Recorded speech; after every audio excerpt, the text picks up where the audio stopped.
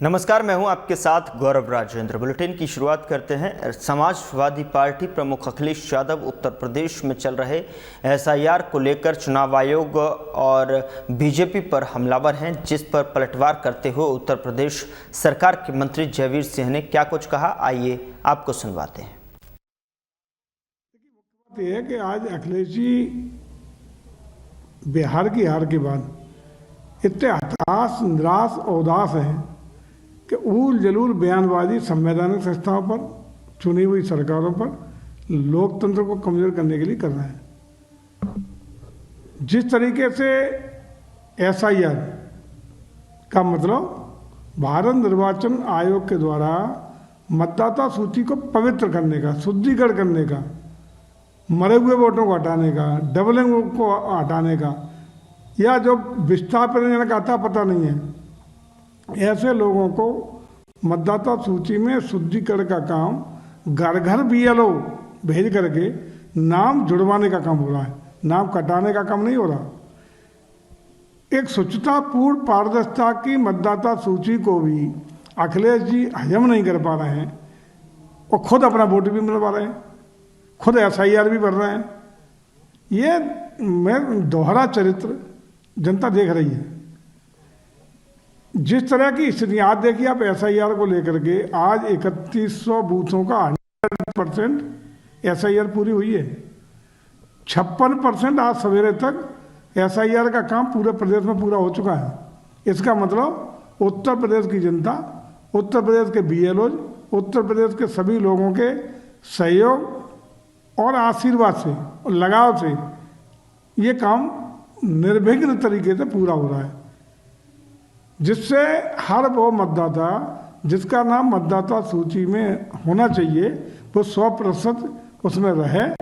लेकिन ऐसे मतदाता जिनका कहीं अता पता नहीं, जो डबलिंग है, डबल नाम है, गांव में भी है, शहर में भी है, 3-3, 4-4 जगह लिखाए हुए है, उसका नाम सिंगल जगह पे हो। लड़की की शादी हो गई, आज उसके मायके में भी नाम चल रहा, ससुराल में भी चल रहा है। लोग मर गए, 10-10 साल हो गए, मरे हुए मर्दों के नाम मतदाता सूची में चल रहे हैं। ऐसे नाम जिनका अता पता ही नहीं है, कहीं विस्थापित हो गए, उनके नाम मतदाता सूची में चल रहे हैं। इनको शुद्धिकरण करने का काम किया जा रहा है।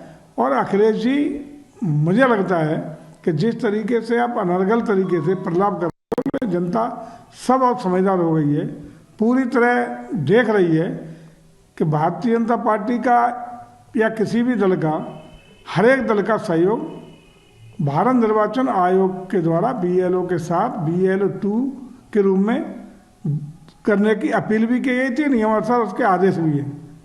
और मैं समझता हूँ कि एक तरफ आप अपने पता नहीं किन किन उनके साथ BLO की तकनीकी उसको देख रेख के लिए उस पर कोई डाका न डल जाए, इसके लिए पूरी सतर्कता भी बरत रहे हो, अपना एसआईआर पे दस्तखत फार्म भर के जमा भी कर रहे हो, और दूसरी तरफ बेबुनियाद केवल जनता को गुमराह करने के आप कुत्सित प्रयास कर रहे हैं। निश्चित रूप से ये लोकतांत्रिक व्यवस्थाओं के मूल्यों के भी खिलाफ है।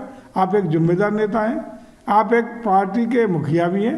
इस तरह हल्के बयान दे करके, बेबुनियाद बयान दे करके आप सिर्फ हंसी के पात्र बन रहे हैं। जनता सब देख रही है, जनता सब जान रही है। मैं समझता हूँ और जन सहयोग नहीं रहा होता तो आज एसआईआर की कार्रवाई जिस तेज़ी से आगे बढ़ी है, जिस तरीके से सभी कर्मचारी, अधिकारी, जनता एक सामंजस्य बना करके इसको आगे बढ़ाने का काम कर रहे हैं, आप केवल मजाक के पात्र बन के रहेंगे। इस तरह के आरोप से आपको अनर्गल प्रलाप से बचना चाहिए। हरियाणा के झज्जर में 8 मान का भव्य भंडारा और मूर्ति प्राण प्रतिष्ठा समारोह का आयोजन किया गया, जिसमें यूपी के सीएम और गोरक्ष पीठाधीश्वर महंत योगी आदित्यनाथ ने भी शिरकत की। और इस मौके पर सीएम योगी ने सभा को संबोधित किया।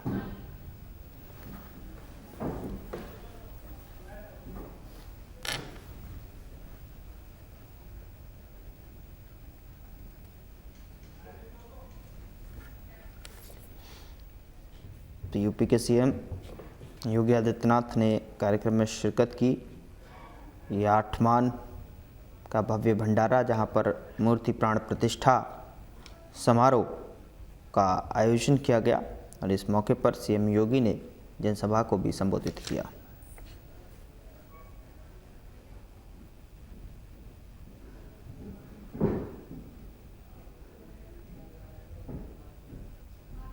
ये तस्वीरें हैं झज्जर से, जहां पर सीएम योगी आदित्यनाथ ने प्राण प्रतिष्ठा समारोह में जो है यहाँ शिरकत की है और विधि विधान के साथ में यहाँ पर हवन यज्ञ में भी हिस्सा लिया।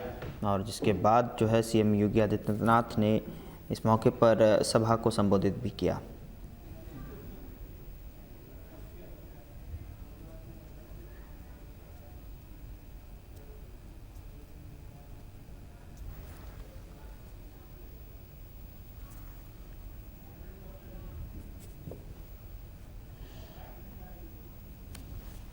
तो 8 मान का भव्य भंडारा, जिसके बाद देख सकते हैं आप जो है किस तरीके से जो है विधि विधान से पूजा पाठ में यहाँ पर हिस्सा लेते हुए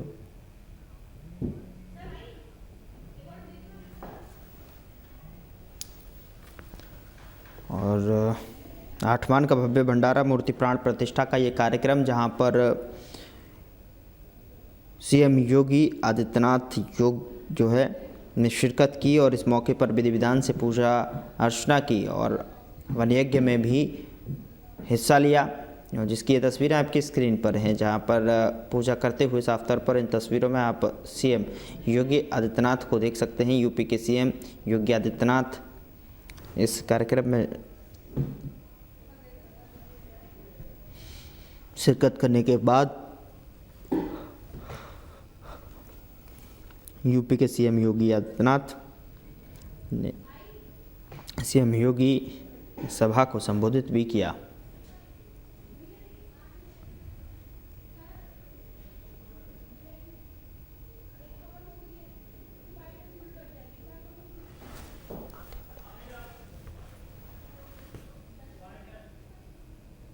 बहनों और भाइयों, भारत के सनातन धर्म की परंपरा दुनिया की सबसे प्राचीन परंपरा है। एक ऐसी परंपरा जिसने मानव को मानव बनाने में और इस चराचर जगत के कल्याण का मार्ग अपनी साधना से, अपनी सिद्धि के माध्यम से प्रशस्त किया था।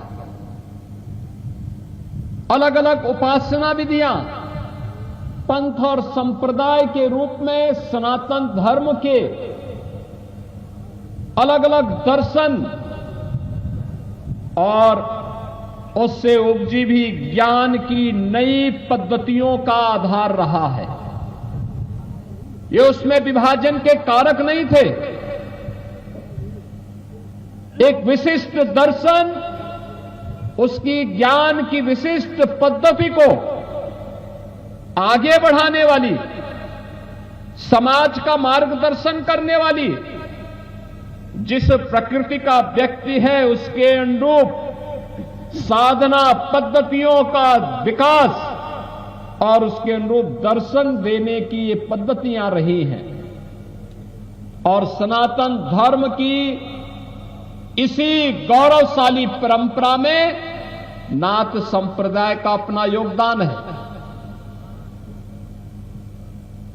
इस परंपरा की शुरुआत ही आदिनाथ भगवान शिव से हुई है और आज आपने इस गांव में भी भगवान शिव के मंदिर और उनकी मूर्ति प्राण प्रतिष्ठा के कार्यक्रम में शिव परिवार की भी प्राण प्रतिष्ठा का कार्यक्रम इन पूज्य संतों और योगेश्वरों, सिद्ध योगेश्वरों की मूर्ति प्राण प्रतिष्ठा के साथ ही शिव परिवार की भी प्राण प्रतिष्ठा का कार्यक्रम यहां पे संपन्न किया है। भारत के अंदर आदिनाथ भगवान शिव की उपासना एक निराकार ब्रह्म के प्रतीक के रूप में पूरे देश ने उत्तर से दक्षिण तक, पूरब से पश्चिम तक कहीं भी आप जाएंगे भगवान शिव की उपासना इसी रूप में हम सबको देखने को मिलती है। याद करिए, कैलाश में विराजमान भगवान, कैलाश के वासी भगवान शिव हो या रामेश्वरम में विराजमान भगवान रामेश्वर, ये सभी शिव के वे रूप हैं जो भारत की एकात्मता का भी प्रदर्शन करते हैं।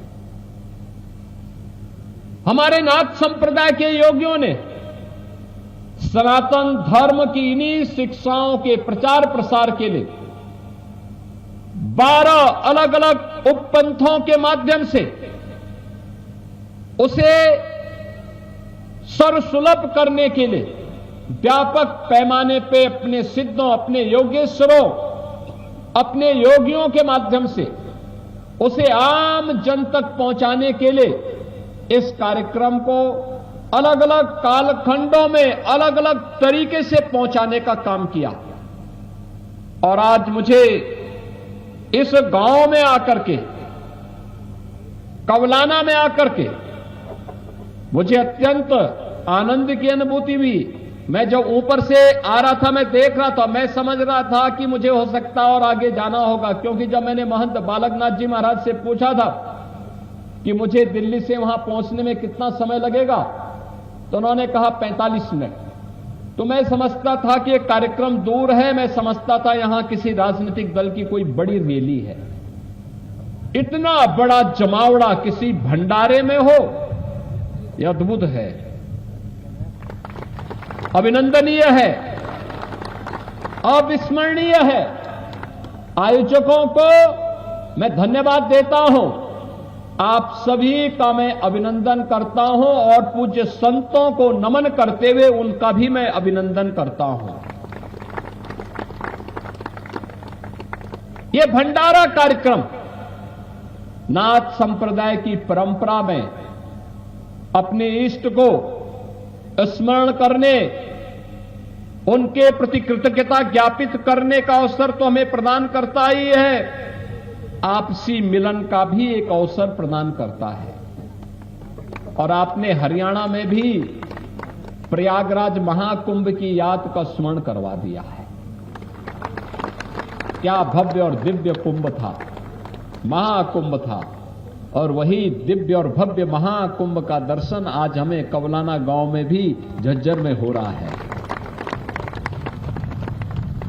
यानी आपस में मिलने का, सनातन धर्म का प्रचार प्रसार करने का, नाथ संप्रदाय के योगेश्वरों, सिद्धों की शिक्षाओं के प्रचार प्रसार करने का, योग और ध्यान के माध्यम से, प्राणायाम के माध्यम से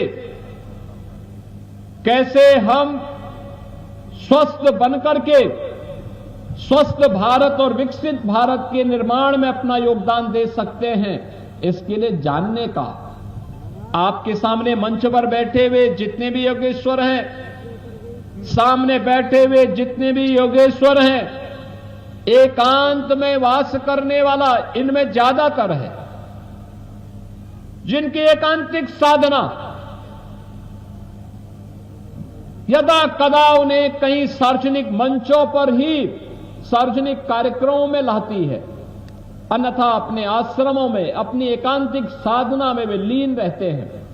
लेकिन आज इस भंडारा कार्यक्रम में भी वे भी उपस्थित हुए हैं। बहनों और भाइयों, आपने 25 नवंबर को देखा होगा सनातन की विजय कैसे आगे बढ़ती है। जब हम एक साथ सोचते हैं, एक साथ बोलते हैं, एक साथ चलते हैं, तो उसका परिणाम भी ऐसे ही आता है। क्योंकि हमारे यहां तो कहा गया है ना, यतो धर्मस्त तो जय, जहां धर्म होगा वहीं जय होगी, विजय होगी, अवश्य विजय होगी। और जब एक साथ बोलेंगे, एक साथ चलेंगे, एक साथ सोचेंगे, तो परिणाम तो आना ही था। श्री अयोध्या धाम में प्रधानमंत्री जी के कर कमलों से अयोध्या में श्री राम जन्मभूमि पर आपने भगवा सनातनी ध्वज को फहराते हुए देखा होगा। कितना भव्य ध्वज आप देख रहे होंगे। यहां मंदिरों पे भी जो ध्वज फहराया गया है सब भगवा ध्वज है। ये भारत के सनातन धर्म की परंपरा का ध्वज है। ये भारत के सनातन धर्म की परंपरा का प्रतीक है। ये केवल एक वस्त्र नहीं, ये आसमान की ऊंचाइयों को छूने वाला, हर सम विषम परिस्थितियों में सनातन धर्म अपने मूल्य और आदर्शों की पताका को ऐसे ही ऊंचा बना करके रखेगा। यह संदेश देने वाला एक कार्यक्रम अयोध्या धाम में आपने देखा होगा। 500 वर्षों के बाद यह अवसर आया था। याद करिए, जब 9 नवंबर 2019 को माननीय उच्चतम न्यायालय ने सर्वसम्मति से फैसला दिया कि जहां अयोध्या में रामलला विराजमान है वही प्रभु श्री राम की पावन जन्म भूमि है, और वहां पे मंदिर निर्माण का मार्ग प्रशस्त कर दिया। पहली बार हुआ जब भारत का कोई प्रधानमंत्री अयोध्या में गया था और अयोध्या में जाकर के उन्होंने अपने कर कमलों से प्रभु के मंदिर निर्माण के कार्यक्रम का शुभारंभ किया था। मोदी जी स्वयं गए थे और वहां पर इस कार्यक्रम का शुभारंभ किया। दूसरा, जब गत वर्ष अयोध्या धाम में भगवान के मंदिर में भगवान श्री राम का 500 वर्षों के बाद मूर्ति प्राण प्रतिष्ठा का कार्यक्रम हुआ था, तब भी अयोध्या धाम की इस अलौकिक छटा को दुनिया ने देखा था। भारत के गौरव को दुनिया ने अनुभव किया था। और तीसरी घटना 25 नवंबर को घटित होती है। आपने देखा होगा कैसे अयोध्या में भगवान राम के भव्य मंदिर में एक भगवा धर्म ध्वजा कैसे लहरा रही है, एकदम लहरा रही है, सनातन के गौरव की प्रतीक बन गई है। ये भगवा धर्म ध्वज एक संदेश दे रही है विश्व को कि सत्य और धर्म का मार्ग सदैव ऊंचा रहता है और हमेशा ऊंचा रहेगा। इसको कोई झुका नहीं सकता, कोई झुका नहीं सकता है। धर्म की जय होगी, अवश्य जय होगी। हमें विचलित हुए बगैर अपने पथ का अनुसरण करने के लिए तैयार होना होगा। और यही संदेश हमारे भंडारा कार्यक्रमों के माध्यम से भी हमारे संतगण देते हैं। एकजुटता का, एकजुट होकर के सब कार्य करते हैं। बहनों और भाइयों, आज जब मैं हरियाणा में आया हूं इस कार्यक्रम में, मुझे दो बातें आपके साथ करनी है। और वो बातें इसलिए करनी है, हजारों की संख्या में यहां पे संतगण भी हैं, योगेश्वर भी हैं, भक्तगण भी हैं, और हम लोग आज इस भंडारा कार्यक्रम में हैं। भंडारा कार्यक्रम में इसलिए है, एक भारत के अंदर भारत के अनुरूप, भारत की सोच के अनुरूप सरकारें हैं। हरियाणा में भी डबल इंजन की सरकार है, डबल इंजन की सरकार, दोनों मिलकर के एक दिशा में सोचते हैं। हरियाणा विकास के पथ पर आगे बढ़ रहा है। यहां के लोकप्रिय मुख्यमंत्री श्री नायब सिंह सैनी जी के नेतृत्व में आज भी हरियाणा एक नए विकास के प्रतिमान को स्थापित करते हुए आगे बढ़ रहा है। तो स्वाभाविक रूप से जब स्वर्ण युग आता है तो हमें उतना ही चैतन्य और सतर्क रहने की भी प्रेरणा देता है। याद करना, भारत का जब स्वर्ण युग आया था तब विदेशी हमले भी होने प्रारंभ हो गए थे। हमें फिर से सतर्क होना होगा। ये हमले दो प्रकार से होंगे। एक हमला आज के दिन पे पीछे हाथ होगा विदेशियों का, लेकिन सतर्क हमें होना होगा। ये हमले दो प्रकार के होंगे। एक हमला होगा धर्मांतरण के माध्यम से और दूसरा होगा नशा के माध्यम से। याद करना, हम सबको याद रखना होगा, कोई भी सनातन विरोधी कार्य स्वीकार्य नहीं होना चाहिए। भारत और विश्व मानवता की रक्षा करने के लिए सनातन धर्म की रक्षा आवश्यक है। अगर दुनिया के अंदर इस चराचर जगत की रक्षा करनी है तो सनातन की रक्षा करनी होगी, उसे सुरक्षित करना होगा, उसे हर हाल में सुरक्षित बनाना होगा। और ये तभी होगा जब हम सब मिलकर के एक रहेंगे। हमें बंटना नहीं है, बटेंगे तो कटेंगे। याद करना, जब भी हुआ है, जब भी बटे हैं, यही हुआ है।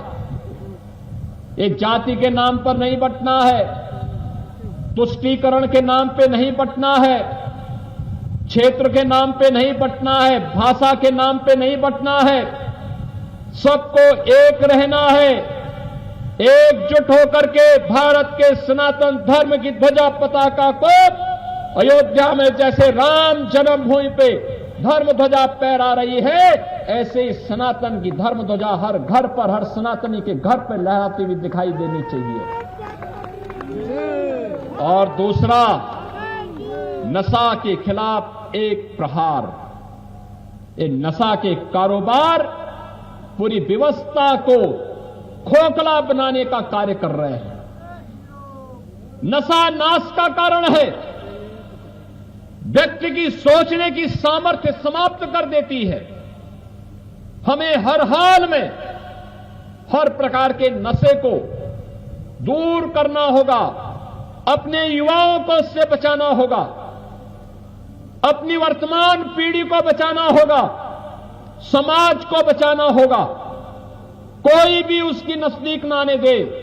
याद करना, हमारा दुश्मन लगातार फिराक में है। वह किसी न किसी रूप में नशा का कारोबार भारत के अंदर फैलाना चाहता है लगातार। हमीरपुर जनपद के विकासखंड राठ में पंचायत सचिवों का हल्ला बोल। ऑनलाइन उपस्थिति प्रणाली के खिलाफ 15 दिन का चरणबद्ध आंदोलन शुरू हो गया है। राठ विकासखंड कार्यालय में ग्राम विकास अधिकारियों ने हाथ में काली पट्टी बांधकर धरना दिया और 1 दिसंबर से 4 दिसंबर तक सचिव हाथ में काली पट्टी बांधकर विरोध करेंगे। 5 दिसंबर से विकासखंड स्तर पर कार्य बहिष्कार। सभी सचिव प्रशासनिक व्हाट्सएप ग्रुप से लेफ्ट होंगे। भ्रमण भत्ता कम होने के चलते इंजन चालित वाहन से क्षेत्रीय भ्रमण बंद करेंगे। 15 दिसंबर को ग्राम स्वराज ऐप और गेट टू गेट प्रणाली का बहिष्कार किया। सचिवों का कहना है कि तकनीकी खामियों और फील्ड परिस्थितियों में ऑनलाइन उपस्थिति संभव नहीं है।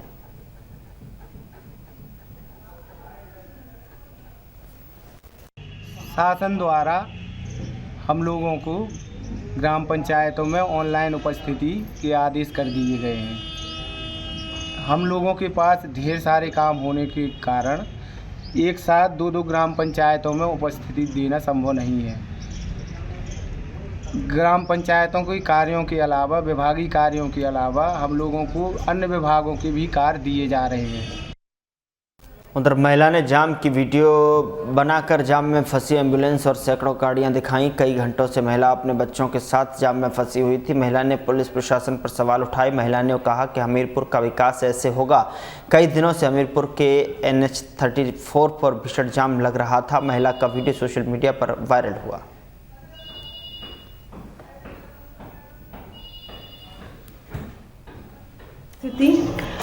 सुबह में इतना जाम है, पिछले 1 घंटे से हम सब जाम में खड़े हैं, बट कोई भी अधिकारी या कोई भी पुलिस वाला PVR पे कंप्लेन 112 पे कंप्लेन करने के बाद भी हमें नहीं मिल रहा है। PVR के पास गए राठ तिराहे पे, तो उन्होंने बोला है कि हम कल से करवा रहे हैं, जाम खुलवा रहे हैं और जाम खुल नहीं रहा है, इसलिए अब हम गाड़ी में बैठ गए हैं। एम्बुलेंस भी फंसी हुई है। अब बताओ ये हमीरपुर का विकास कैसे होगा। फिलहाल बुलेटिन में इतना ही। नमस्कार।